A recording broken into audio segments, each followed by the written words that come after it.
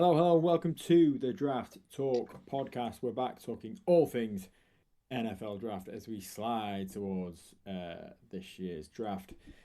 I'm back, your host Brian, and always I've got these two legends. It's Stu and Owen. How you doing, guys? Yeah, good to be back talking with you guys again, Brian. I'll make no secret about it. This is always one of my favorite episodes because we're focusing on the offensive line, and for long-term listeners, you know that is my favorite position groups to get into. Yeah, this is Stu's favourite ones. It's always a good discussion because I trust what he says here, so hopefully we'll have some type of consensus. Indeed, indeed. No pressure, Stu. This being your favourite. I mean, enjoy it because it's all downhill from here, mate. But we're going to do it all in one big, humongous offensive line bonanza special for you. So we're going to kick off with the tackles first. The guys have they've watched the tape, they've read up on all these prospects, and they've put together a list of their top five. And we want to talk about them now. So without further ado, Owen, I'll come to you first. Who's your number five tackle for this year's draft? Yeah, a really difficult one, and I actually flipped who my number five is last minute, so we'll see if the other guy comes up. I'm sure we'll end up speaking about him at some point, but at five, at the last minute, I've opted for Iheanachor from Arizona State, simply because of the upside you're getting with this tackle. So he's a long, powerful, athletic tackle, prototypical NFL build at 6'6", 330 pounds, and flashes real high-end upside as a blindside protector. With him, you're buying the upside of what he can become rather than what he potentially is right now. But he has shown great promise because he's so good already early in his career as well. So he was a soccer player, ended up enrolling in JUCO in 2021, where his coach said, go and play football. So he's only been playing American football since 2021, and then moved from JUCO to Arizona State and became a full-time starter in 2024. So real limited experience with the sport, but I've loved what I've seen from him so far. You talk about that frame, he uses that to stay tall, got really long arms, broad shoulders, and then his explosive athletic movement. Smooth slides in pass protection, can cut off speed rushers with ease, really technical in that as well, natural lateral movement, hands carry pop in timing, can stun defenders when needed, and in the run game he shows ability to displace blockers and really comfortable when operating in space. Look, he's full of traits, but it's the finer points to him which are the problems, and it's the nuances of the game which are inconsistent, which you'd expect, having only played the game for 4 years. So he's still very raw, but that's the appeal with Iheanachor. And it may take some time for him to evolve into an NFL franchise tackle, and teams will need to be patient with him as they kind of evolve him. But that's what you're buying into, and you're buying into a ball of clay that has shown flashes and a lot of potential. So you may not want to start him day one as a rookie, but I think what you've got there in terms of something to work with is really high potential. He needs to work on his discipline in pass sets, and he does have some balance issues, and his pad level can be too high, so he needs to continue lowering that down. But I've really liked the flashes that I've seen from Iheanachor that's put him in at five ahead of some really experienced tackles where I just think they may have already hit their ceiling. This guy, I think, has got a long way to go of what to get to where he could become. Yeah, excuse my cat wandering across the front of our podcast there. So he's really one of the more fascinating developmental offensive line prospects. Obviously, a multi-sport athlete. Yep. He's rapidly grown into imposing tackle. He's got really good movement skills. He's got all the tools you want physically. He's got impressive foot quickness, and he's really well coordinated. He's got good balance, body control. His improvement year upon year, and his coaches have praised his work ethic and willingness to learn. He's shown steady improvement in pass protection. He's really good at mirroring pass rushers, and he uses his length really well. He can recover very quickly as well. He is new to football, and he's still developing that kind of instincts and processing, and there's quite a bit of technical polish to go there. Hand placement are not yet consistently precise, and it will allow some of the more skilled rushers to disengage from him a little bit more easily. I think it's really important to see how he tests it. If he tests well as well, that will improve his draft stock. Just outside the top 5 for me, I had him as 7, Yeah, but fair we're enough. not in a dissimilar range. Yeah. There we go. Nice start. Stu, over to you. Who's your number 5, please? So number 5 for me is probably someone I'm going to be higher on than most people. I've not seen him hugely highly ranked, but for me, I thought he was a really, really good prospect, and that's Caleb Tiernan from Northwestern. Okay. So he's a 6'7", 325-pound left tackle. Has quietly just become one of the more consistent, productive blockers in college football. He redshirted early, but since then started regularly for the Wildcats. His real strongest trait is pass blocking. He's really good in the passing game. He rarely allows pressures. He's got really good striking, hand placement, balance. He can control defenders rather than just using his power. He uses his technique to control them. He's got smooth, confident, relaxed footwork.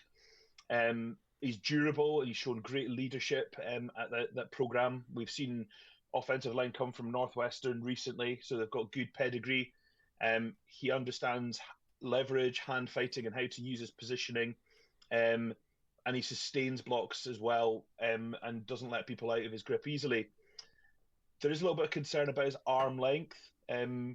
Possibly he's below the traditional kind of set. We obviously haven't got measurements there, but it has been mentioned. He's definitely much better a pass blocker than a run blocker, and he is not the most explosive athlete. He's more of a technician than a physical specimen. But I think pass protection-wise, he is really, really good at that blindside protection. He's polished, and I think that he's someone who could step in and be an early starter. Yeah.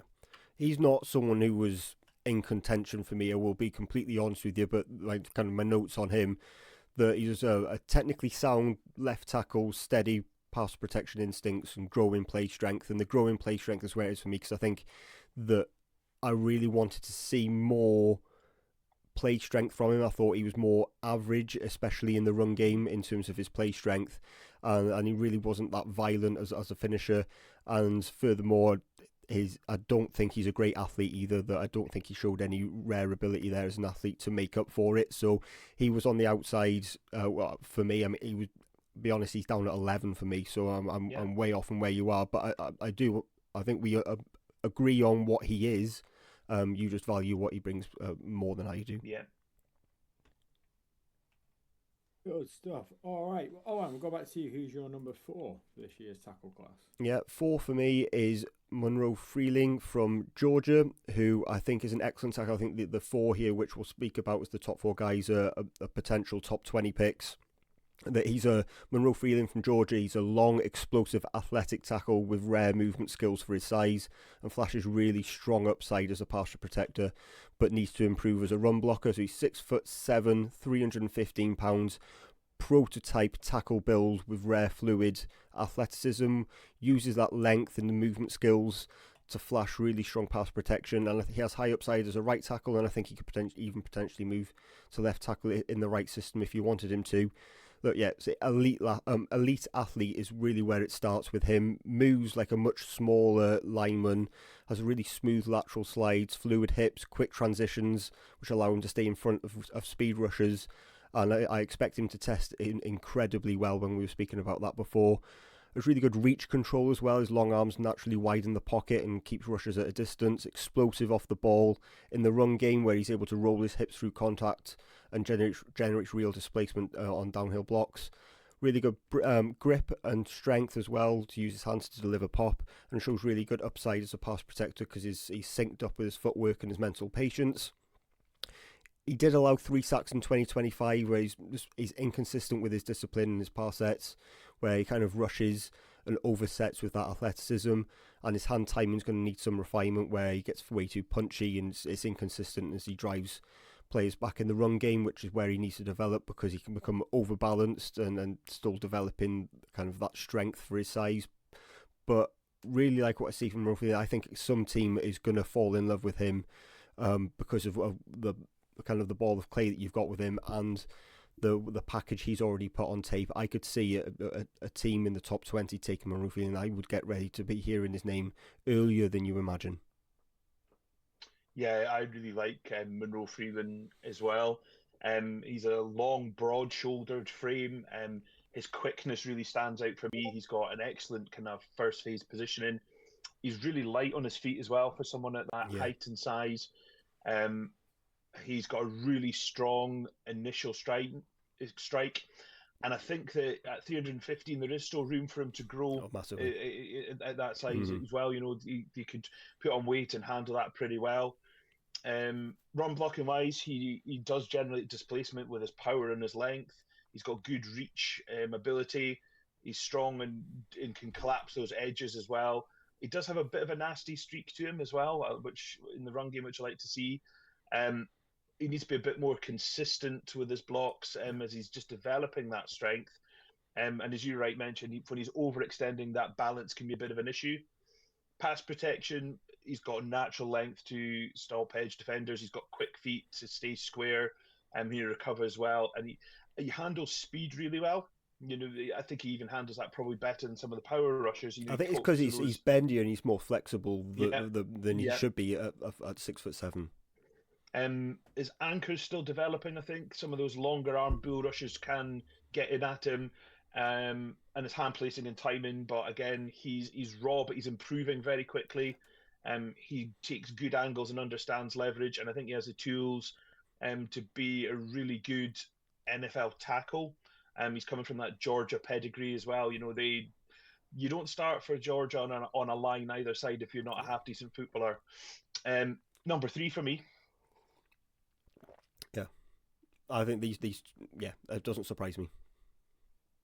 I think it's close. I think he is. Yeah, I think he's going to be called quite early. I think he's one of these people we're starting to see rise in 9. I wouldn't be surprised if somebody just says, "Yeah, that's who I want for my offensive tackle," and he comes off the board quite quickly. Yeah.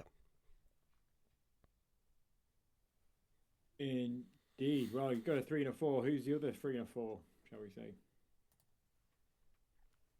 It was close between these two, wasn't it? Yeah, if we've got the same player. Yeah, we have. Sorry, I've got one job. So for me, number 4 was Caleb Lomu, the tackle from Utah. We probably will be talking about Utah later on. So he played on the left side of that line. 6'6", slightly smaller size-wise. He's just not hugely much over 300 pounds. 308. Is that what his measurement is? Mm-hmm. Yeah, I didn't have his exact measurement. 6'6", 308. Yeah, he's one of he's on the more slender side compared to some of the other tackles, but his movement skills are very good. He's got really good lateral quickness. He's a nice, smooth mover in space. There's a natural feel for leverage, and he tracks rushers really well. And he really looks like he's stressed or under pressure. His balance is good, and he's someone he doesn't overextend an awful lot. He's still developing his true play strength, I think. For me, he's just a little bit late in anchoring, and he's not got elite recovery, I don't think, compared to Monroe Freeling. I think he had a bit better recovery speed. But he's got good technical polish. He's still young. He allowed 0 sacks in 2025, which is really impressive. Run blocking, he understands leverage and conceal defenders well. He needs to develop just a bit more nastiness to his game, I think. But again, he is someone who has improved. He's got a good IQ. First round all day for me. Yeah, I really liked him. These top 4 guys that I really like. Yeah, so Caleb was 3 for me. 6'6", 308. I thought he played and looked a bit heavier than that on tape. I have to say, compared to Fano on the other side, who we'll speak about in a bit. So you say 0 sacks allowed. Has only ever conceded 2 career sacks. Only allowed 2 quarterback hits in 2025 as well. Just really fluid, technical, advanced protector with rare balance and mirroring ability. Wins with his patience, wins with athleticism, uses clean mechanics as well. And I think he just projects as an early NFL starter who has genuine franchise tackle upside, because I think he's that good as a left tackle. Plays light on his feet for his size, controls rushes with balance and timing, just a natural left tackle who's got an upward curve as well. I think that his best football is still ahead of him. Able to slide with smooth efficiency, stays square as well, and his anchor doesn't panic, doesn't lunge, makes rushers almost declare what they're going to do before he reacts, and has the counters to be able to offset that. Plays through his balance, his hand placement's clean and repeatable as well. It's the same all the time, and his recovery athleticism is really good. Why he's number 3, I think just the other two are better than him, simply as that, and I think that he's maybe not as nasty and as punishing as the other two in some areas, as he's not necessarily a mauler, and he can offset and be wide against speed, where the kind of, even though he's conceded no sacks, that speedy edge rushers kind of have to respect what he's going to do, but they can show an inside counter and get round him that way. But the ball's almost gone before he's been able to. So he is able to transition to the NFL with ease, I think, and I think his best football's ahead of him. I really like Caleb Lomu. Yeah, those 2, 3, and 4, it was, you could flip a coin. Yeah, really. it was close. It was very close, and I could have had, you got them the opposite way from me, Yeah. but I could have had them either way. I wouldn't have lost much sleep over that. Yeah, totally agree. Very good. We're getting to the business end of the tackle class. Stu, I guess I'll let you go. Who's your number 2? Yeah, back to Utah for me. Spencer Fano is number 2, and again, I think it was quite close at the top, between the top 2. So he played on the opposite side of the line from Caleb Lomu. So great to see for Utah having 2 top offensive tackles who have been in their line for a while now. I think he's a really fluid, flexible mover with really good body control.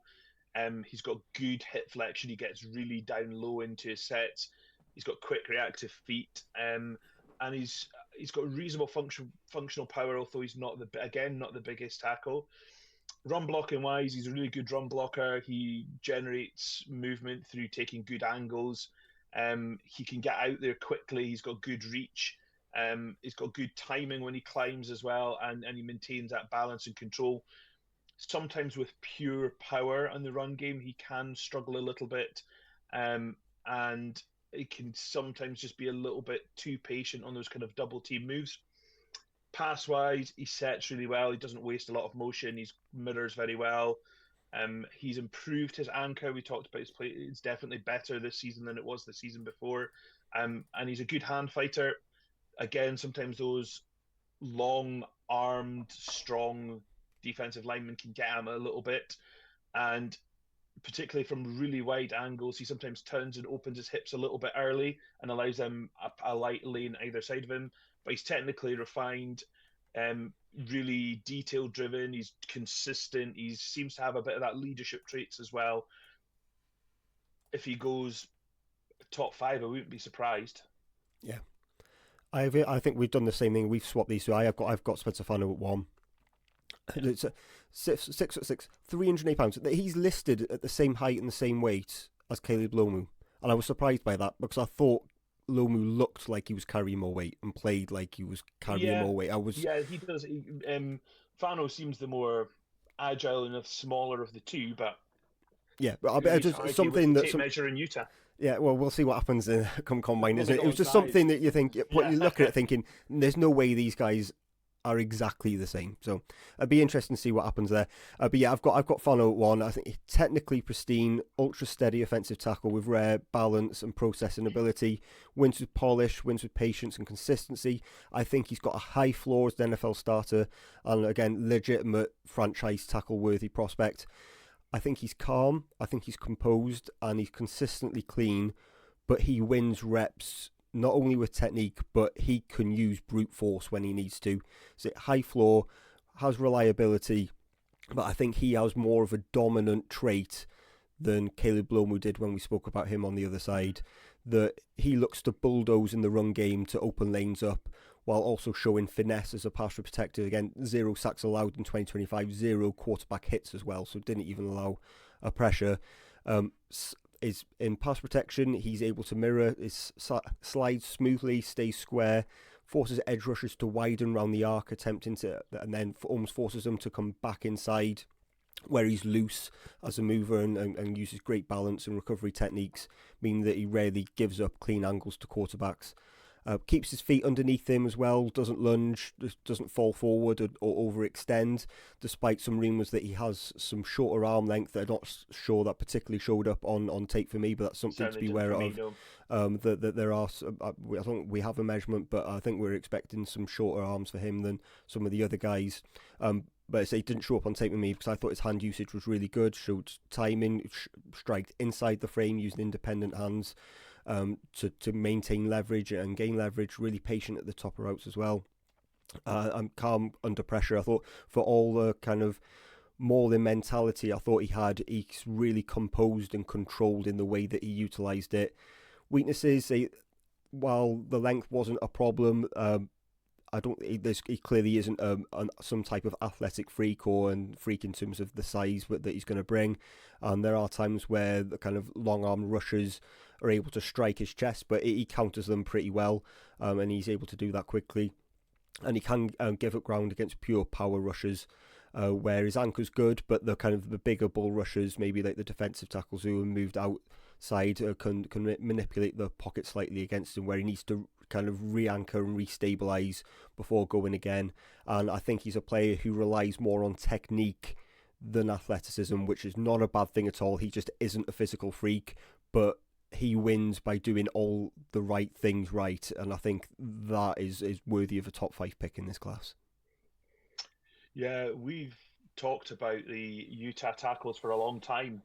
A little story, was about a week before we met up to watch the draft last year. I was out with my good lady wife and I was texting. Who are you texting? And Ioane, me what again. Are you texting about? What are you texting about?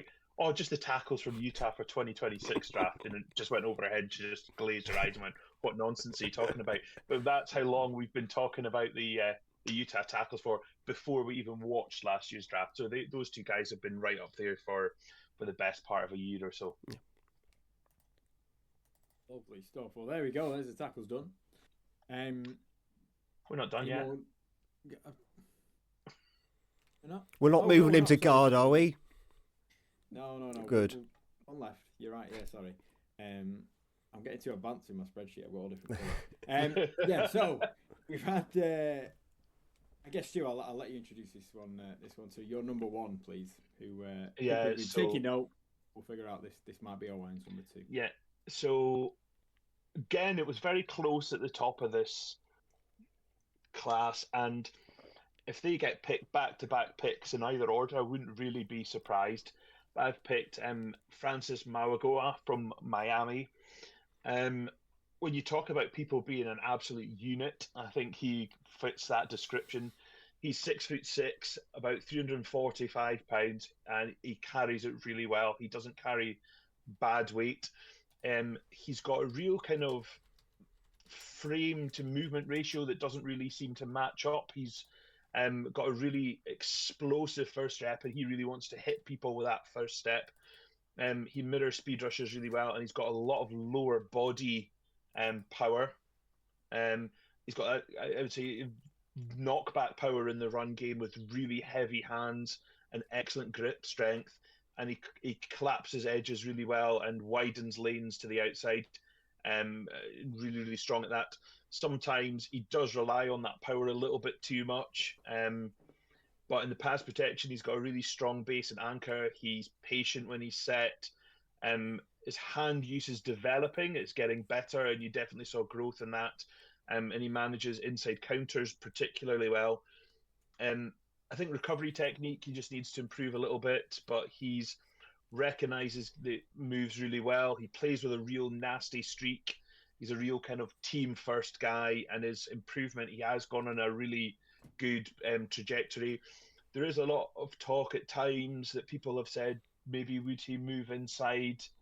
For me, no, I would let him play at tackle. I don't have any concerns about him playing at tackle. I think he's shown that he's got really enough to play at that position, and I think that teams should let him play at tackle before thinking about moving him inside if we've talked about that. Let them fail at tackle first. He's someone I would definitely, because if he succeeds at tackle, particularly on that right side, you've got someone to anchor that right side for a long time.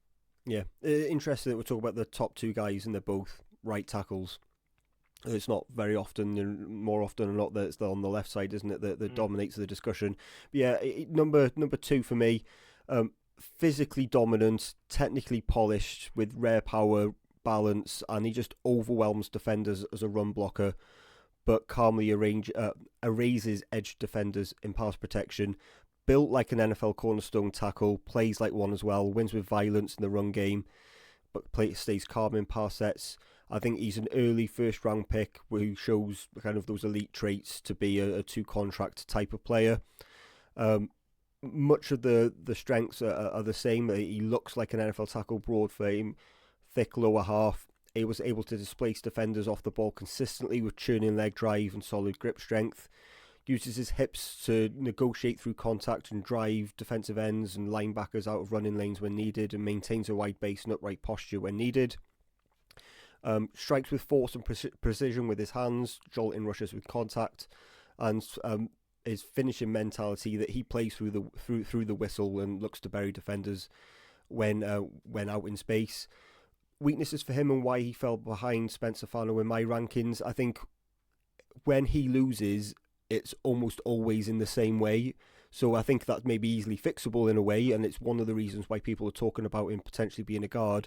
But I think when defenders win, it tends to be when they're attacking his inside shoulder, and his feet can get almost stuck underneath him, stuck in mud, and when he doesn't win with that initial contact. So when he loses that initial contact and they're able to take on the inside, that's where he concedes sacks. There was two sacks conceded in 2025. So I think that there's always the option to move him into guard. I'm of the opinion I'm more than happy for him to play tackle, and that's just something that he can work on. But I think, yeah, he profiles as a long-term solid right tackle who can take well into the second contract, but you do have that ability to move him inside, and don't be surprised if some people do prefer him inside. But say it's just because of that potential foot speed to mirror when he loses initial contact that made him fall, but that was the only weaknesses I had for him. Nice. Sounds like a very good tackle class. Couple of names you might have just missed out on your top five. We need to keep an eye out for. Yeah, I mean, there's names that you're going to get round one discussion in. One of them, Kadyn Proctor from Alabama. You're going to see him in a lot of mock drafts, pre-draft. He could even potentially go in the first round. Me and Stu have talked about it before. I don't think either of us saw that type of prospect from him. He's 6'7", 366 pounds, and I just don't think there's any way at the moment he can play tackle at the next level at that size, because he has issues with speed, and he's just not able to turn adequately because of his movement, and he'll need to lose weight and improve his conditioning to be able to play at the NFL level. But you talk about someone who's loaded with traits, that's Alabama's Kadyn Proctor, but I wouldn't be happy playing him year one. I really like him, but okay. I might talk about him later. All right, okay. That's fine, we'll save it then. Yeah, I'll save my thoughts on him. Yeah, because I really like Kadyn Proctor, but not as a tackle. Yeah, no, I think that's completely fair. We'll save that then. We'll clip that on then. Blake Miller from Clemson was the guy that I switched out from Max Iheanachor at 5 because I thought Blake Miller. Can we speak about him? Yes, we're good. He was also my number 6. He was also my number 6, so we can talk about Blake Miller. I thought he's just so experienced. Played 3,655 snaps in college. Started 53 games. I just never missed a start. Yeah, he's massively experienced, and it shows. I always wonder with these guys, because we've spoken about him for so long, why he didn't declare last year or potentially the year before in terms of what feedback was he getting. And almost after all that time, I know what he is at this point. I think he gets beaten by speed far too often against pacier, faster rushers, and that's because of some clumsy footwork which can showcase edge rushers onto the outside where they can bend the corner far too easily on, and they can even cross his face and beat him on the inside. So that's why I moved the more athletic players ahead of him. Yeah, I think some of the issues for me were that he's quite grabby when he's beat, and sometimes on movement blocks he tends to overextend. I think he would be a penalty liability at times. And his pad level, he's inconsistent with it. He can get down really well, but sometimes these smaller defenders can get in underneath him. But he's technically sound. He knows what he's doing. He knows how to play tackle. Yeah. And is he going to be an elite tackle? Who knows? But could he come in for a team and do a solid job playing tackle if they have an injury, or if they don't have a left tackle for a bit? Absolutely. And he just missed out on me because I think there is a lot to work with there, but the other guys were just in ahead of him for me. Yeah, I think that's fair. Lovely stuff. Well, there we go. We'll move on to the guards and centres in a minute. But before we do, remind the people of your top 5, please, chaps. Well, yeah, so for me, 5 was Iheanachor from Arizona State. 4 was Monroe Freeling from Georgia. 3, Caleb Lomu from Utah. Francis Mauigoa from Miami at 2. And Spencer Fano, the Utah right tackle, at 1. Yeah, so I had Caleb Tiernan from Northwestern at 5, Caleb Lomu from Utah at 4, Monroe Freeling from Georgia at 3, Spencer Fano from Utah at 2, and Miami's Francis Mauigoa at number 1. There we go. There we go. Well, with no words for the wicked, we're going straight into the internal offensive line. Unless anybody needs a break. No. Hell no. No. Let's go. Great. We'll go with you, Ian. Give us your number 5 internal offensive lineman, please. Yeah, 5 is Connor Lew from Auburn. He is a centre. Biggest issue with him right now, just straight out the gate, he tore his ACL in 2025, which does muddy the water some. In October, I think he played 5 games. So that's important to take into context here. But what I've seen from him when he's on the field, I think he could be a long-time NFL centre. 6'3", just over, I think about 315 pounds. That he's athletic, has impressive movement skills, and he's still developing his technical consistency, and he projects, I think, as a high upside NFL centre whose best football is clearly still ahead of him. Built like a centre, I think he's going to be a pure centre. He's not going to be one of these that can also play guard. But he's sturdy, has smooth footwork, and he's a high ceiling player. Only 20 years old and already a 3-year starter, only conceded 3 sacks across those 3 years. Of course, his 3rd year has been stunted by that ACL tear. But I think he's tall, uses long arms and uses that frame to naturally widen pockets and controls rushes. Slides efficiently with his pass set footwork, maintains posture and balance, is able to get up and underneath, especially from that centre position, which is always important. Comfortable and maintains composure against speed rushers over the middle, and takes really good angles and has patience as a run blocker to guide rushers around the arc when needed. Can climb to the second level with ease because of that athleticism, generates really good movement with leverage and flashes really good finishing ability. Say that ACL tear is going to be the big one in terms of when he's going to be able to get onto the field again. And I think he's still developing the functional strength because he is still technically light at the position, and he looks light at the position, and power rushers can compress him easier than they can, or than you'd like, and maybe he's not as punchy as you would like with the counters. But I liked his ability to stay low, and I think he's one of those players that you're going to be able, and you're going to be happy with him being your starting centre for a long time in the NFL.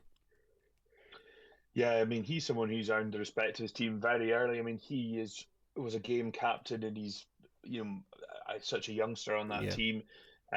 He moves really well for a guy. He pulls like some of the best pulling guards as well in the run game. He can diagnose and he makes protection calls, which is really important for centers. His strength is improving each, the years from when he went from a freshman to sophomore, you saw that, and he was able to take on that contact a little bit more.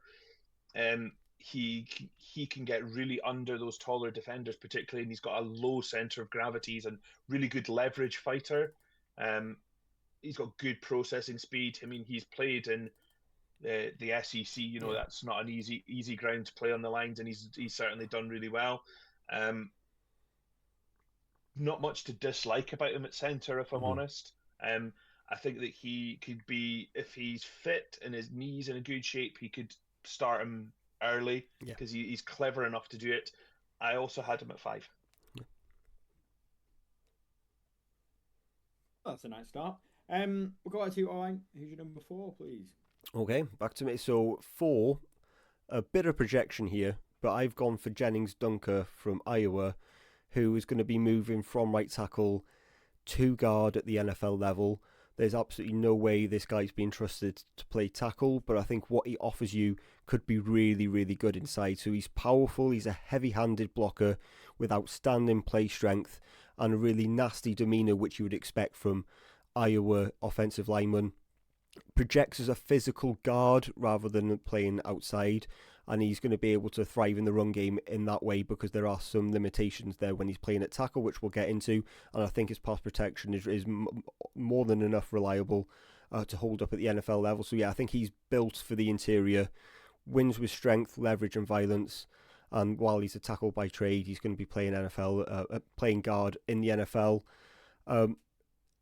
I'll start with the weaknesses with him because he is a proper rugged Iowa bruising tackle who wants to punish players, but he's let down in some respects because while that power is going to transition inside, that he just can't operate it enough at tackle because of his athleticism. He has no athletic ability whatsoever, and his feet are almost churning as he's as he's a puller, that his feet get stuck far underneath him because he just can't get to where he needs to on time. That he gets, I suppose, I'm reluctant to use the word slow, but he is, compared to everyone else on the field.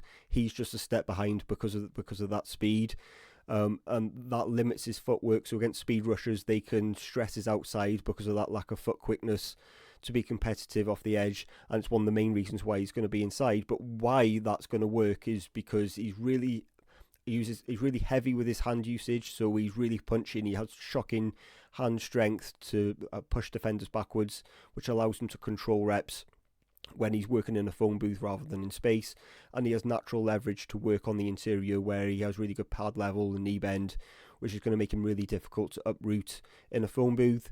And I think he can be a tone setter in the run game, just not when working in space, which I think in the right scheme can work for him. So yeah, good anchor, good finishing mentality and good physicality overall, and I think in the right scheme he could be a really good NFL guard.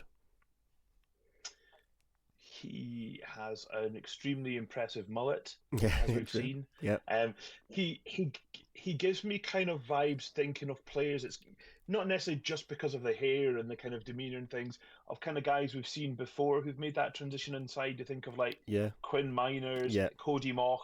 That's the kind of guys who bring to mind just scrappers who want to look for a fight in the middle of that offensive line, and that's what he's built for. He's got a really nasty disposition. He's got a strong anchor. He does have strong knockback on these plays. I don't think he's going to play tackle, and I think it'll be a bit of an adjustment for him moving inside. He just lacks a bit of explosiveness. He can be a bit overleaning. These things can all be mitigated by moving him inside. He's just outside for me. I've got it at 6. But again, I think he'll be a fun player to watch at the NFL level. I like these types of guards who are just scrappy and up for causing a bit of chaos in the middle of there. And Gennings Dunker certainly fits that mold. Indeed. Check it out. It's a glorious mullet. Textbook. Stu, we'll stick with you. Who's your number 4, please? So number 4 for me is Chase Bisontis from Texas A&M. He was a well-decorated kind of offensive line coming in. Some services had him as a 5-star, 4-star recruit. Started initially season opener as a freshman at tackle for A&M, but then has moved inside. He's a dense, powerful frame with a lot of natural kind of lower body mass, and he plays really ruggedly. He has played at both tackle spots, but I think interior is where he's going to make his mark. He's tough, he's physical. He's a functional athlete rather than really dynamic. He moves well to survive, but his traits definitely suit more inside. He's got good foot quickness, and he plays with a good balance. he's good in the run game and the pass game. I think there's a lot to like there.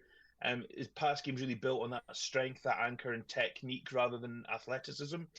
He handles power rushing well. He really gets walked back when he sinks those hips, and his hand usage is really good as well. Um, in the run game, he can use his power and his leverage and his competitive toughness to get out there. He rolls his hips through contact and he can generate blocks. He can jolt defenders. He's got enough strength to displace those interior guys. He's got a good finishing mentality as well. I think he could, in those kind of creating gaps, those gap schemes, I think he would work perfectly. I say being in space is not his calling card. He isn't a natural second level athlete, but I think as a guard, rock solid. He's played for a long time in the SEC as well. Again, we've talked about that and what that means moving forward. So I think just a really, really good guard prospect. Yeah, I can't argue with anything you've said there, and that's why I've got him at 3. I like the you've almost said perfectly in terms of what I can add to it. I'll try, but yeah, I thought he was a better pass protector than he was a run blocker. Mainly, I will say, as you said there, with his operations in space, I think he was able to overextend when trying to operate in space, and he could get knocked back when he plays too tall, allowing his footwork to drift. But I think he's a tone setter in pass protection, where he plays with light feet and he's able to has gliding lateral movement in phone booth and exceptional footwork to mirror pass rushers. Displaces defenders consistently with his strength, explosive first step, violent hand usage. I think he shows flashes of being able to dominate the run game at the line of scrimmage rather than in space, and he's really athletic for an interior offensive lineman. Where he is able to climb up to linebackers smoothly. It's just what he does when he's there that I had more of a problem with, and he looks to bury defenders and he is imposing through the whistle as well. So yeah, I think we see him extremely similarly. I just have him at 3. So there goes number 3. Who's your number 2, please, Owen? 2, okay. 2 for me is the Oregon left guard Emmanuel Pregnon, who has experience at tackle early in his career but will be an interior player in the NFL. I thought he was exceptional in 2025. 6'5", 318 pounds we're expecting. Just a massive explosive interior blocker with really good length and power, able to overwhelm defenders in the run game while providing functional high upside pass protection. I think he just looks like a physical NFL guard who has really good potential, built like a prototype interior mauler, wins with that power, wins with his length, and is able to have immediate physical impact at the NFL level. Say uses that massive frame and long arms, and is able to control defenders early, moves interior defenders off the ball with ease as well. He's able to create lanes and uses in gap and inside zone schemes. I could see how that would work really well in terms of being able to enforce his ability to push open running lanes with his hot motor, and he's just commanding through the way he negotiates through contact. Poppy hands as well that immediately stuns defenders, effortlessly efficient with his accuracy and able to clearly win with counter moves when he needs to while maintaining his anchor. Plays low and balanced as well to maintain leverage, makes it extremely difficult to uproot him as well, especially because of his anchor and his size, and is a really good finisher in terms of the mentality you look for at the position. He can play a little bit too tall at times, so his pad level could, there's instances where that isn't necessarily consistent. While I liked it most of the time, it wasn't always consistent, and that can mean that he can be over aggressive with his lunging in as a run blocker, and his lateral agility was maybe just average. But I think, to me, there wasn't many instances of weaknesses on his tape, and I think that he will be able to start day one in the NFL. Yeah, he's a player I also like, and the Owen's covered a lot of it quite nicely. A couple of the things that stand out for me, he has got rare length for a interior guy, which gives him a really wide strike radius, and he can recover even when his technique isn't there because of that length. He's quite light on his feet for someone of his size as well. And you're right, he does sometimes play a bit too tall, but he's got that raw athletic profile that NFL teams will really like. He's got good torque and angles rather than just relying on brute force. he could probably add a little bit to that frame if he needed to as well, even though he's a big guy. Run blocking is a mix of, for me, some really dodgy plays and then some really flashy plays as well. He's got good explosiveness, length, and he manages to pull really well and reach those blocks, not a problem. Pass protection, I think he's really good in pass protection as well. His length and foot quickness. Once he sets himself in, he is really, really difficult to move off the ball. That's when he sinks his hips, which he does most of the time. But we've talked about that too tall. Sometimes speedier rushers can get around him, but when he sinks his hips, he's really difficult to move. Again, he's transferred twice and been through the system and knows what it takes to be coached by a lot of different people as well. And there's only good things they've said about his character all through those teams.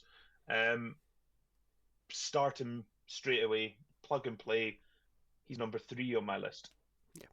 So again, I think we see him very similarly. Yeah. There we go. It could be an interesting discussion. Presuming we know where we're going next. I think we do, yes. Let's go, Stu. Who's your number 2 on your list? Can't quit him. Kadyn Proctor. Can't quit him. We just talked about him. He's just so physically imposing. He's just got mass, his length. He's only going to be 20 on draft weekend. He's one of the youngest players in the draft. He can move well for his size. He's got lower body mass. I think inside he is going to be much better. Wouldn't want him playing in space. He tends to be a bit lumbering when he's climbing or pulling. But his straight line burst and his ability to generate power makes him just such a unique physical specimen. He can just uproot defenders, move them in the run game. He can throw people aside. He can collapse an edge and create lanes. In pass protection, he has dominant flashes, but he sometimes has lapses as well. He's got a really strong anchor when he sinks down. He's so difficult to move. His initial set is quite explosive. Gets in that set very quickly. His profile, there's just so many good things and so many bad things as well. It's such a difficult one for me, but I think just if you get him right and get him at guard, he could just be an absolute dominant force. And I just couldn't quit him. I quit on him as a tackle, but I can't quit on him as playing him someone on the interior. And I think there's so much potential there. Yeah, you said could be about 5 times there, and I think I'm betting on it, and I've been wrong before. I've bet on ones that right, and I've been bet on ones that wrong. There's something That's about him the I game. just can't quit. Yeah, that's the game. I just can't quit him. There's lots of quit on early and shouldn't, but I just can't quit him for some reason. I don't know what it is. That's fair enough. I think there's something there. I wasn't particularly there in the first place, and I know how difficult it is once you've got something in your head and maybe you don't see it to let it go. That there'll be players that bring up throughout these top 5s that we talked about last episode. We spoke about Peter Woods. There's probably a bit of that mentality there with me. And, it's such that it just happens. But yeah, I really struggle with Kadyn Proctor because I really don't know what I'm meant to do with him. He's just big. He's massive. He's physically overwhelming. There's no doubt about it, and there's no doubt that he's improving in his pass protection. But I think he lacks any real polish. I don't think his movement skills are particularly rare, and you wouldn't expect them to be at 6'7", 366 pounds. But he is able to blend that power and length and some athletic upside to be a project.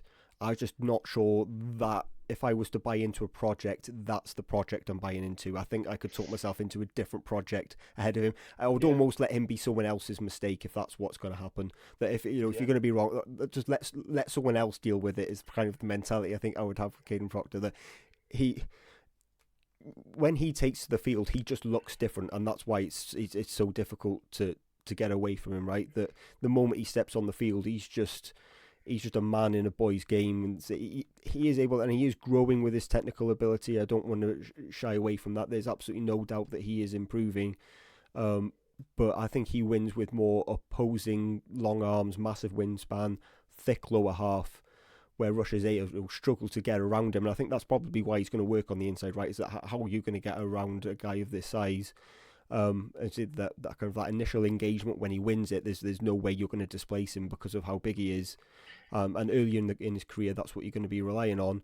And for his size, he's super athletic for a player that's 360 plus pounds. He moves like a player that's 30 pounds lighter than him. But see, my problem is that I think you're right. He will have to play guard at the next level because he has issues with speed. He can't win on an island against speed rushers because I don't think he's able to turn his hips and turn the corner adequately.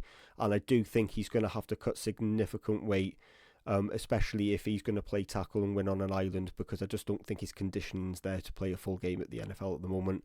Meanwhile, there is, his punch can be far too early and can be countered, and he has problems with balance. He's 6'7", 360 pounds. What are you going to do? But he plays far too tall. I just don't think he has the knee bend to get down low enough, either. Which means that his technique can slip. So, look, there's traits. It's traits over technique, right? Mm-hmm. I'm very interested to see what happens with him. Yeah. I just have this vision of him playing as a guard, throwing defensive linemen out of the way for his gap runner, and he'll just create lanes for them.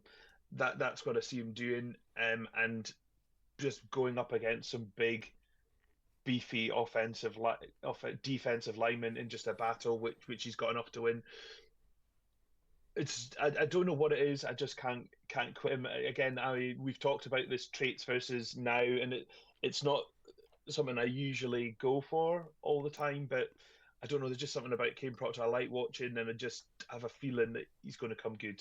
No, that's right. But that's how you draft players. That you almost when there's a traitsy player, you take your gamble with that player. You can't do it with every single player, but at some point you're going to have to. Where there's an outlier, an athletic outlier, you choose your bets. And fair play, he's a big bet to bet on, but a massive one to bet on. But if it's going to come right, then fair play. I think the Mekhi Becton experience is kind of got a lot of people triggered when it comes to Kadyn Proctor. I totally get that.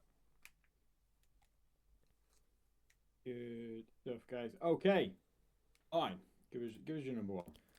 Yeah, I think this guy can make a case for being the best offensive lineman in the class, and that's Olaivavega Ioane, the left guard from Penn State. Powerful, heavy-handed interior blocker, explosive burst, elite play strength. He projects as kind of that tone-setting guard who is dominant in the passing game, while he's got really good anchor to kind of open up run lanes and has the athleticism to get out as well. So he's just built for trench warfare, where he's able to use his frame to win with violence and leverage. Immediate physical impact is what you get from this guy. Top 15 pick, more than happy with that. I could see him going in, first half of the first round as a guard. It doesn't happen very often, but I think he would be worthy of that type of pick because he's got elite play strength at the point of attack, where he displaces defenders off the ball, maintains real movement in the run game, fires and bursts off the line of scrimmage where he wins with leverage early in reps. He just overwhelms in that way, and he has shocking hand accuracy to move defenders back. While he plays really low as well, and he's got really good knee bend to play low and naturally leverage his way through contact as a pass protector. He's really difficult to uproot as well when he needs to stand his base, and really good grippy hands to push through blocks when needed. Weaknesses, I didn't think that his lateral range was particularly great, maybe average at best, and I think that he overcommitted in kind of zone reads where he occasionally lunged, which led to balance issues. And he's probably better playing in a phone booth than out in space because of how dominant he is with his anchor and his ability to displace players. But I think you're getting a player who can really do it all with Ioane. I think Owen's wrong somewhere. Owen said he has a case to be the best offensive lineman in this draft. He is the best. He is. So you're not wrong. He is my number one as well. I thought you were going to have a go at my pronunciation then. Pronunciation. No, because I'm not even going to attempt it. I didn't think you would. Vega. Yeah. I'm just going to call him Vega. Yeah, so for me, he's the best offensive lineman in this class, guard or tackle, or center. Um, he only came to football in began playing high competitively in high school, so he's slightly late. Some of these guys played since a much younger age. He's a good athlete for his size, I think. I don't think he's an elite athlete for his size, um, but he moves with purpose and he moves with control. He's very quick off the snap, and it allows him to generate movement at the point of attack. He carries his size well, and he's certainly not sluggish by any stretch of the imagination. Um, his run blocking prowess, he generates displacement, and he does have a lot of core torque, and he's able to uproot defenders and reset that line of scrimmage. Executing blocks, double teams, or pulling into space, he has a really aggressive physical tone. He can climb to that second level well, and it's functionally well, but he does it more than adequately enough. And he sometimes is a little bit high in that sense. Pass protection, he's got a high floor because he's got such a strong anchor and really powerful hands. Bull rushes he can cope with very well. When he's set properly, he really gives ground. Um, he's got awareness against different pass rush movements. Um, his lateral speed, as you mentioned, Owen, is average. So some of the smaller, quicker interior rushes might get at him, but he's got really refined hands. He's got a tight punch radius. Handwork is amongst the best of the interior guys. For me, the best as well.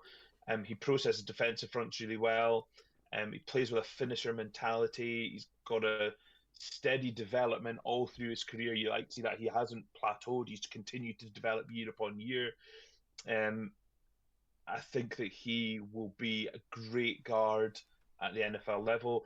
I'd have no problems if your team, if he's best player available on the board, and that's what you need an offensive, just take him. Don't overthink it. We've seen interior players go a bit higher recently. I think the value and the understanding of what a good interior offensive lineman bring to a team. Um, Vega is that, and I would be not surprised to see him in that anything from 12 to 20 range. Yeah, I mean, Yeah, anything. All the problems the Browns have on the offensive line, if they don't like either of the Yeah, tackles, I mean, I wouldn't object to it. yeah. No, I think that's probably where he's going. It could be somebody just falls in love with him and takes him higher, but going in that range, I would have no problems. He's one of the safer picks. You just know you're getting a high quality player, and yeah, he's my number one. And to be honest, it was quite a long way number one above everyone else. Yeah, totally agree. High praise indeed. Very good. Nice. On the tackles on the guys on the inside. Any names we missed out on there, guys, that we need to keep an eye out for? I think it's a really good interior class. There's a host of names that I think are going to have really good potential at the NFL level, whether it's Jake Slaughter from Florida, the center, DJ Campbell, the right guard from Texas. There's a few Iowa guys as well. Logan Jones from Iowa, he's going to play center. Bo Stevens as well, who I really like, who's going to play. He's a left guard that has some experience at center as well with limited reps. So he's a really interesting projection as well. That there's a lot of guys, and I really like the depth of this interior class. Oh, he's muted again. That's the first time. Well, how many episodes in are we? Oh man! Oh, come on. Yeah, you've covered a lot of the guys there as well, and there's centre who saw do this well at the Senior Bowl, Hecht. He's another centre prospect. Sam Hecht, that's him. Parker Brailsford, again, another centre prospect as well. There's a load of guys. The centre class is especially good. You don't see it very often. Yeah, it's very deep. We often maybe have one or two, but there's a load of guys we could think of at the guard position. Keelan Rutledge from Georgia Tech. He's another one who's a really good player. Might play centre. He's going to move inside, but he's at his pro day and at the Senior Bowl as well. I think he took reps at centre. Mm-hmm. So it's a good. Yes, we've talked about the whole. It's a good trenches class. Yeah. And people have talked about this class is this class a good class? I think because the sexier positions, the skill positions, a quarterback are maybe not as loaded. Line play, it's a line draft for me this year. Yeah. It's where there's a lack of blue chip prospects, which means, I've used the word before, but I've used the word shallow. That first round I think is shallow in terms of you're not getting the expansive blue chip talent at the top in the top 10, but kind of the difference between what you're getting at 20 and what you're getting at 100. I think the day 2 depth is really, really good in this class.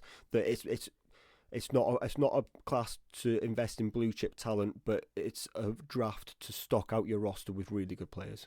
Absolutely, I was just about to say it's a draft to build your roster, because you can't just play with a quarterback and wide receivers, or you can't just play with edge rushers. You need these Ask the other guys Bengals. in to fill out these. Don't Don't ask the Bengals as the answer to that should be. Don't ask the Bengals how you do this. But yeah, it's a really, I've heard it called a meat and potatoes draft, and that's okay. Yeah. Get your protein in, guys. That's it.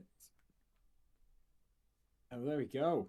Good stuff, guys. That's the offensive line done. One lovely package for you there. And that's it. We'll be back next week. Might have a mock draft, might have a top 5, might have both. How exciting. In the meantime, check out our other episodes. We've done the defensive line, 2 episodes on that for you. And until we meet again, thank you very much for listening. Take care of yourselves.